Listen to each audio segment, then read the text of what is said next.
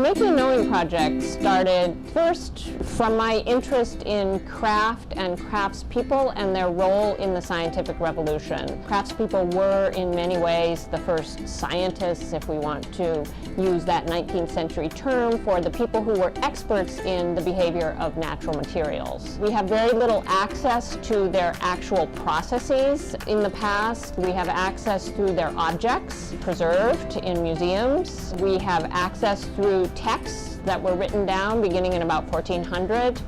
And that's what we're researching in the Making Knowing project. I was already working on the manuscript Francais 640. I was interested in the life casting instructions in it.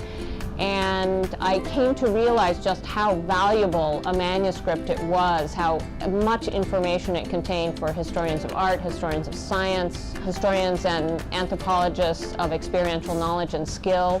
And so I decided that there really should be a critical edition made of this manuscript, but I could not have finished it in my entire career doing a critical edition of the manuscript. And so I realized that I needed a lot of help especially in reconstructing the recipes for craft techniques. I wanted to integrate students, and so in 2014, in the summer, we had our first annual 3-week paleography text workshop in which graduate students, advanced students of French in different fields collectively began to transcribe and translate the manuscript. So they do text-based, object-based, and laboratory-based research, and they write an annotation. And these annotations will be the critical commentary, the explanations of the entries in the manuscript in our digital critical edition when it goes live in 2019. We end each year of laboratory seminar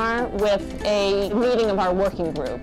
The working group is a number of scholars who are expert in this area, the expert makers that we've had during the year. They come together with the students to provide critical oversight over the student work. All of this data, all of these annotations, all of this writing now need to be transformed into the critical edition that will be maintained by the Columbia University Libraries. It will be a site that will be of use to art historians, to historians of science. We found that there's great public interest actually in the Making Knowing project, and that's with good reason, because there are all kinds of interesting recipes and instructions in this manuscript. For example, how to train your dog.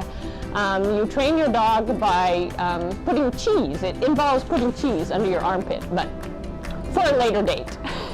So these are all the different components of the project, of the Making and Knowing project. They all feed back into each other. They iterate in different years. The student work in 2014 is actually being built upon by the students in 2016. So there's a really good integration between all of these 4 components of the Making and Knowing project.